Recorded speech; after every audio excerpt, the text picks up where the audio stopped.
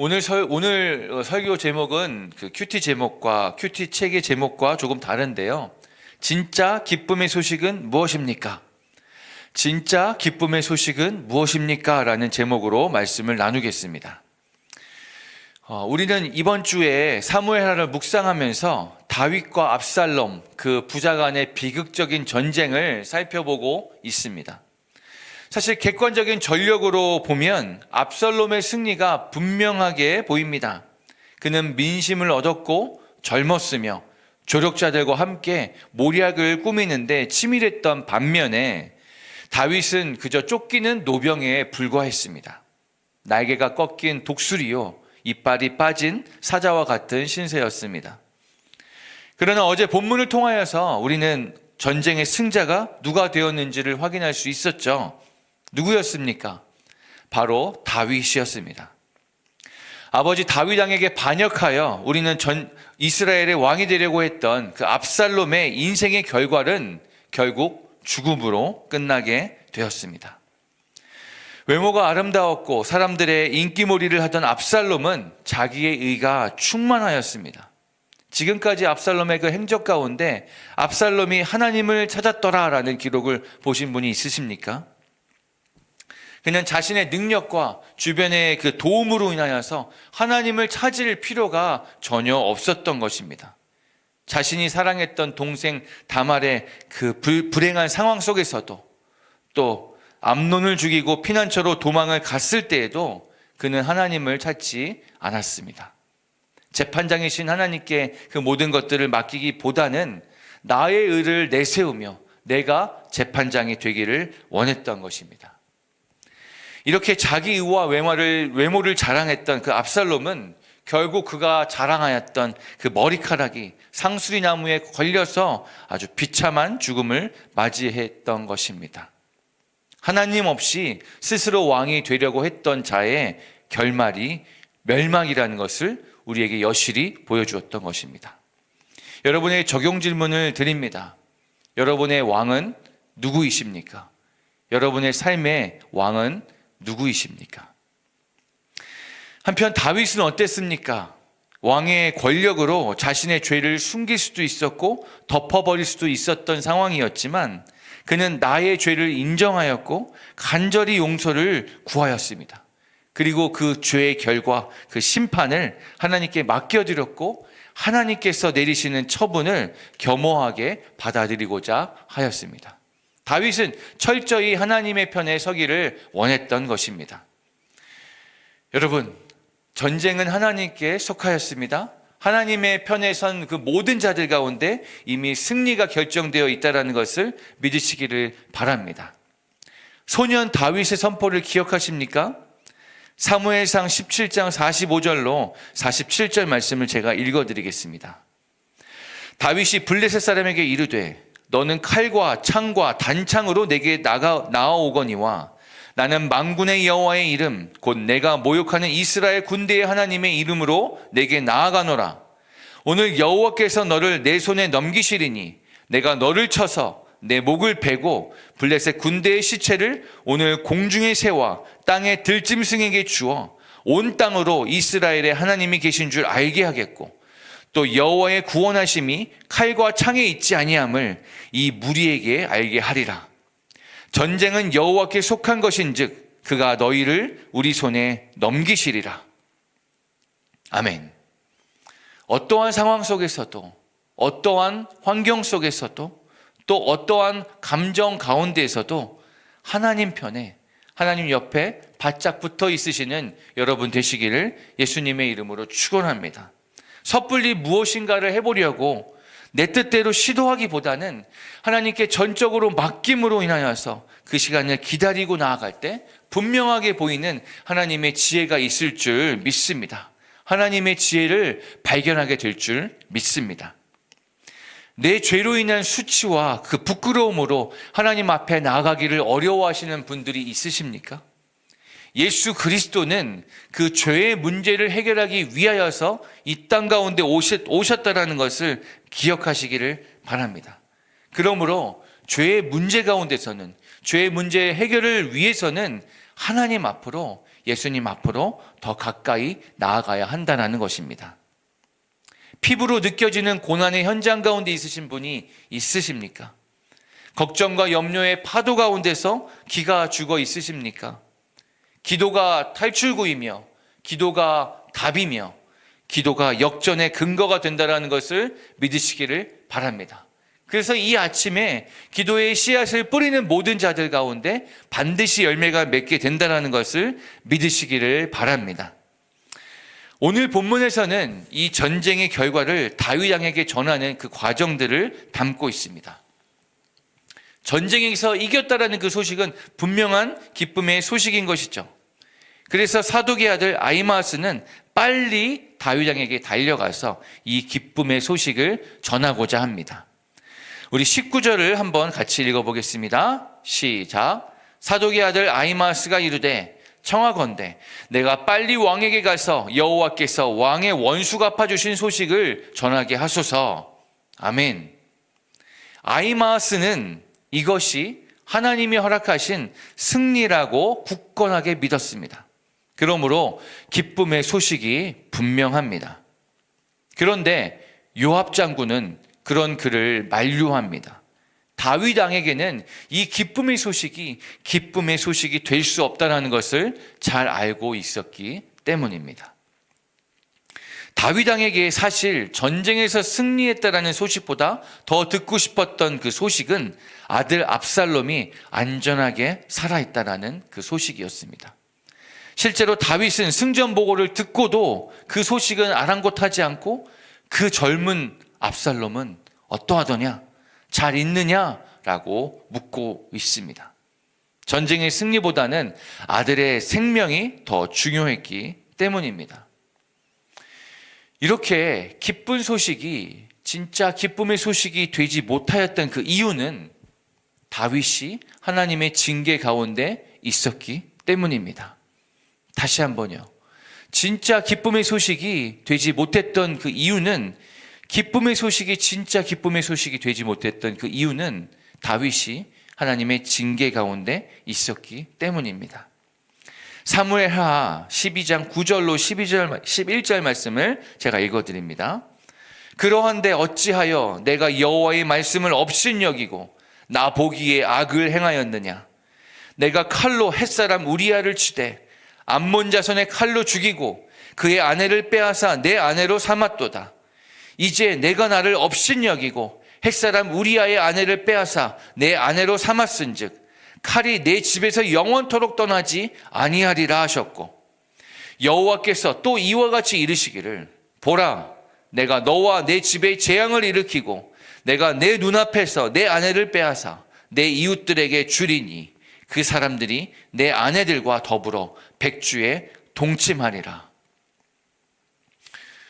저도 가끔 그 아이들을 징계하곤 합니다. 버릇없는 행동을 하거나 또 그런 언행을 하거나 거짓말을 하는 등 야 이건 진짜 그냥 넘어가면 안 되겠다라고 싶을 때면 매를 들기도 하고 노는 시간을 이렇게 없애기도 하는 등의 징계를 하곤 합니다. 한 번은 말을 너무 안 들어서 너무 고집을 피워서 최고 징계인 매 5대를 제가 선포했습니다. 너는 오늘 그냥 넘어가면 안 되겠다. 오늘 5대를 맞아야지 이 징계가 끝난다라고 이렇게 선포를 했죠. 그런데 이 아이는 그 매를 맞을 때에도 누구인지 모르겠지만 하여튼 고집이 엄청 셉니다. 팔을 이렇게 앞으로 쭉 내밀고 손가락을 착 가지런히 이렇게 정렬을 해야지 안전하게 우리 맞을 수 있다는 것을 맞아보신 분들은 다 잘 알고 계시죠. 그렇게 손을 내놓아야지만 제가 안전하게 손바닥을 때릴 수가 있는데 이 손을 내밀 듯 안 내밀 듯 계속 겁먹은 강아지 눈으로 눈물만 찔끔찔끔 흘리고 있었던 것입니다. 처음에는 내가 반드시 너를 징계하겠노라, 이 고집을 꺾어주겠다, 잘못된 행동을 고쳐주겠다 이렇게 마음을 단단히 먹었는데 점점 아이의 그런 모습에 마음이 약해져서 5대였다가 이제 3대로 그래 그럼 3대만 맞자라고 했다가 길고 긴 그 대치 끝에 일단 가서 눈물 닦고 씻어 이렇게 하면서 일단락 되곤 했던 때가 있었습니다. 그러나 우리 하나님은 저와 전혀 다르십니다. 그의 정의는 그의 공의는 너무나도 분명하십니다. 그래서 반드시 그의 뜻대로 징계를 이어가십니다. 죄와의 타협이 없으시기 때문입니다. 절대 그냥 용서해 주시지 않으십니다. 그냥 어물쩍 넘어가시는 법이 없습니다. 이와 같이 우리 역시도 다윗이 그랬던 것처럼 여호와의 말씀을 업신여기고 하나님 보이시기에 악을 행하였기에 우리는 징계받아 마땅한 자들입니다. 칼이 내 집에서 영원토록 떠나지 아니하리라. 너와 내 집에 재앙을 일으키리라. 내 눈앞에서 내 아내를 빼앗아 내 이웃들에게 주리라. 이거 너무 무서운 징계 아닙니까? 이 징계를 여러분 감당하실 수 있겠습니까? 내가 왜 그런 죄를 지었을까? 라고 후회도 하고 가슴도 쳐보지만 어쩔 수가 없는 것입니다. 우리는 상황과 조건만 주어지면 똑같은 죄를 수백 번 저지르고도 남을 죄의 본성을 갖고 있기 때문입니다. 이런 우리를 성경에서는 본질적 진노의 자녀라고 표현합니다. 죄가 곧 나고 내가 곧 죄라는 것입니다. 내가 죄를 지어서 죄인이 아니라 내가 죄인이기 때문에 죄를 지을 수밖에 없다라는 것입니다.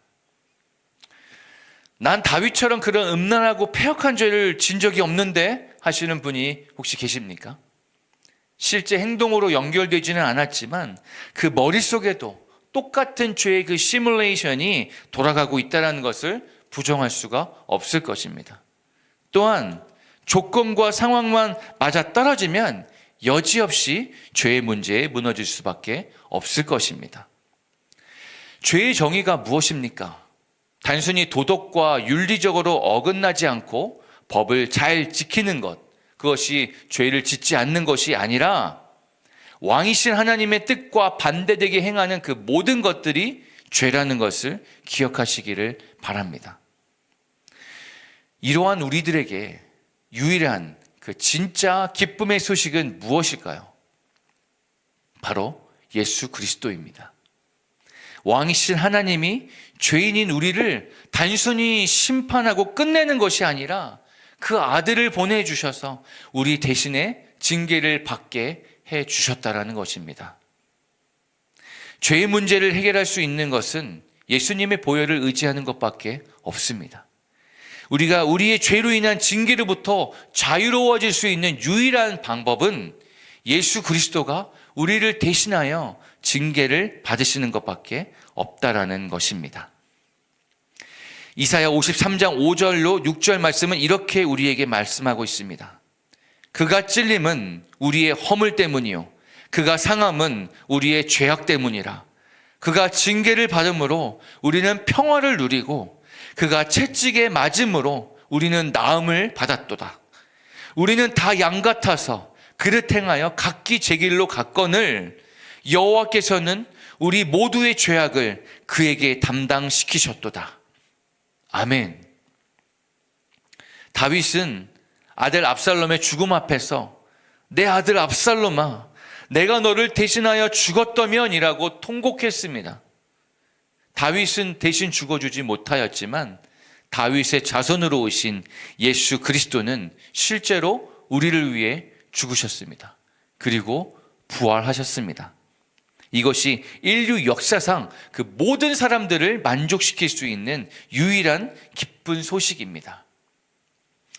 설교를 준비하는데 당신은 영광의 왕이라는 찬양이 떠올랐습니다. 이 찬양의 후렴은 이렇습니다. 호산나 다윗의 자손께 호산나 불러 왕 중의 왕 높은 하늘의 영광은 예수 주 메시아네. 아멘. 마태복음 1장 1절에 나오는 예수 그리스도의 계보를 살펴보면 왕족이나 의인들이 있기보다는 불륜남 다윗과 상간녀 밧세바를 비롯하여 비상식적인 관계를 맺은 그 시아버지 유다와 며느리 다말, 그리고 기생 라합, 그리고 과부 룻과 같은 연약하고 평탄하지 못한 삶을 살았던 자들이 포함되어 있습니다. 이렇듯 죄 없는 분께서 죄 많은 죄인의 몸에서 태어나셨다라는 것은 우리의 연약함을 공감하시고 우리의 죄를 대신 감당해 주시기 위해서라는 것을 믿으시기를 바랍니다. 호산나, 이 호산나의 외침의 의미는 우리를 구원하여 주시옵소서, 우리를 불쌍히 여겨주시고 구원하여 주시옵소서라는 그런 뜻입니다. 구원받은 성도의 삶도 예수님이 다시 오시기 전까지는 그 구속사가 아직 완성되지 않았기 때문에 항상 그 구원에 목마를 수밖에 없습니다. 그래서 그 구원의 목마름으로 호산나를 외칠 수밖에 없는 것입니다. 그래서 오늘 이 아침에 우리가 호산나, 나를 구원하여 주시옵소서 이렇게 간절히 부르짖어 기도할 때 슬픔의 소식은 변하여 찬송이 될 것이며 징계의 현장은 회복의 현장이 될 것을 믿으시기를 바랍니다. 나를 구원하시기 위해서 징계받으신 예수님의 구속사 안에서 오늘 하루도 죄인의 삶이 아닌, 죄인으로서 겨우겨우 살아가는 그 삶이 아닌 하나님의 자녀로서 살아갈 수 있는 그 참된 평안을 누리시게 되기를 예수 그리스도의 이름으로 간절히 축원합니다. 기도하겠습니다.